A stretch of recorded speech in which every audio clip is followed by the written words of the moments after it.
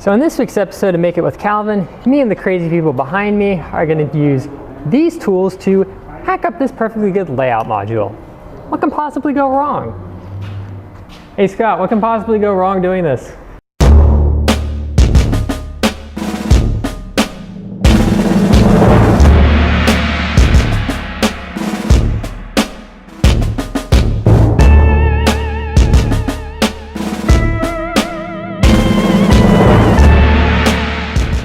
Possibly go wrong? Well, you know what I've learned is the things that you don't think are going wrong are the ones that do. The assumptions you don't know you've made until too late are the ones that kill you. So what could possibly go wrong? Nothing. Yeah. Let's hack this up. So Richard, so I don't kill anything, how am I supposed to attack this? Pretty much just take the saw? No, yeah, so I attack from this level here. What you're attacking is not the actual surface. That's irrelevant. There's blue foam and or modeling compound underneath. So once you cut into this, I think you'll find it's a blue foam hill. Why don't you just cut right here? Yeah, well, you're gonna, I think we want to take this whole hill down and then we're going to recontour the front here. This is just... Oh my God, he's reached the point of no return. It's white foam. This feels really wrong. It's white foam. It's bubble. Bubble foam. You mean it's not bubble board? It's not blue foam. It's beadboard. No, that's what the CCC guys use. They're too classy. So now I go the other angle on your saw. Use the camera. What could go wrong? You can shake the whole thing down. What could go wrong, Calvin? Oh, it's gonna be like the theme line for this whole episode. What could possibly go wrong? Everything. I'm trying to hold it so it doesn't wiggle too much. That's worth saving. Yeah. That's worth at least $1. $1, who wants it? You can buy it, support the show. A lot of times This saw thing is out to get me. I hate it. 6 minutes of hard work later, this is where we're at. What I'm trying to do here is figure out where we're going to need to align this to. So if these guys matched up straight. That looks pretty good. Yeah, see. I think we hacked out enough as well. Yeah, I think so. We need some on the back side, but what we need to do is we're going to have to ease these because we want a nice straight crossing on the gap across the modules. So we would prefer to have as little angle as possible. This guy, we're going to have an angled crossing, but it's not. It's low speed. It's low speed. It's engine only, so it should be fine. Yeah, so I think that geometry we've got there is just about right. I need to get this on the track.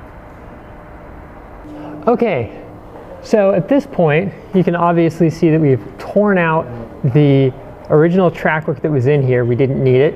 We used a commercial track switch to mock up where we're going to potentially hand lay a track switch. So now we have this down to what's called homosote, which is pretty much a compressed cardboard product. And we have all of that, which is the old ground cover. So we're going to come along, vacuum it up, probably take a break for lunch, then come on back and work on this some more.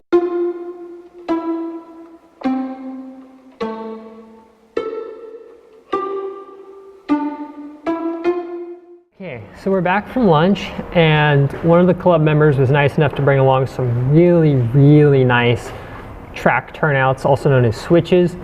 So we've got it pretty much laid down in here, and I'll kind of move the camera so you can see it. So here it is, laying in here. The only tricky part is right here is a vertical grade.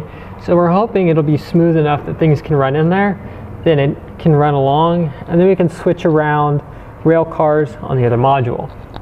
So in the meantime, Richard, who's also known as the guy who's done a lot of the chipping work on this, much appreciated, is currently hunting for a marking pen so we can mark this guy down and do more work on it. So what we're going to do with this piece is we're going to fit it into the end of the layout here so that it's flush with the existing edge and provides a good base for this, both the switch and the junction with the rails on the other side. Because we want a nice good connection right here where the two modules meet, because that takes a ton of abuse, and if it's not tight, it's going to suck.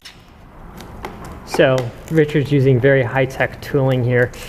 After he accuses me of using high-tech explanations, we're using spatulas, but it works.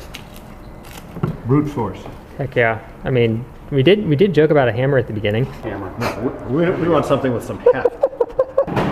So this doesn't need to be perfect because that's going to fit in. This is going to be square and perfect, and it will provide, it just needs a good bedding.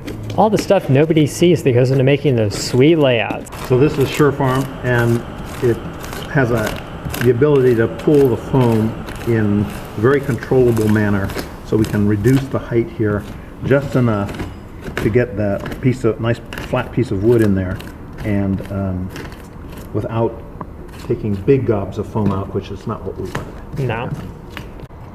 Okay, so we have this amazing glue stuff, and we've got the underside of here prepared. Richard has done a nice job of foaming it down, planing it and everything. So now we're going to glue that guy in there.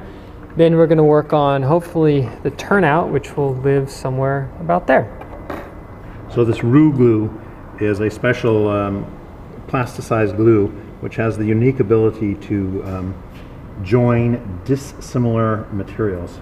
So we're going to be a little bit generous here because there's some gaps to fill, but it will harden up but give us a very nice mount, if you will, without foaming up like some other types of glue might do. Which is good in some applications, but in ours we actually don't want that because we were concerned it might push the part out of alignment, and that would be a very bad thing.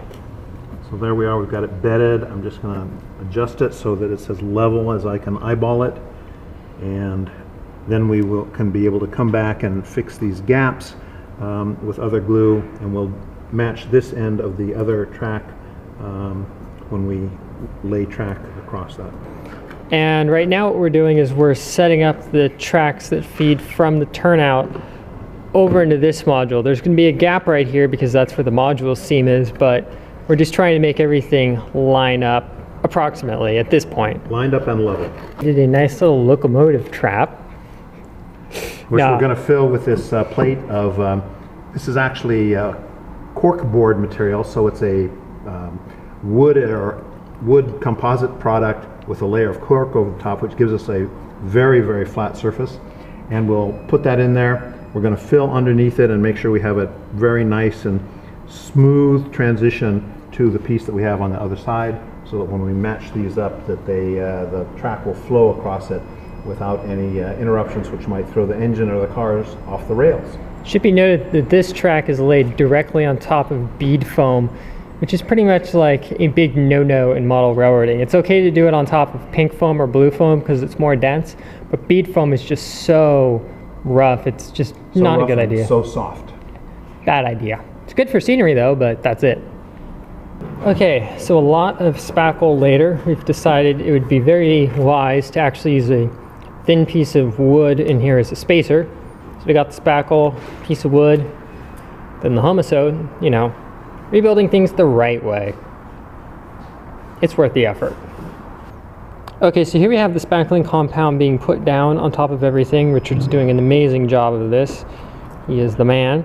So we have our piece in here, we have the spackling there to kind of tie everything in together, and then the next step will obviously be laying the turnout here, laying the tracks here, and then we're not going to do scenery this time, are we?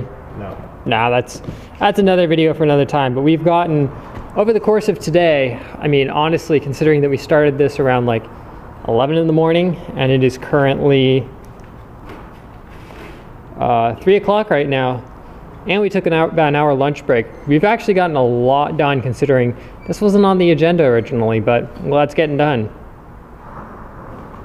That'll all happen at a later time.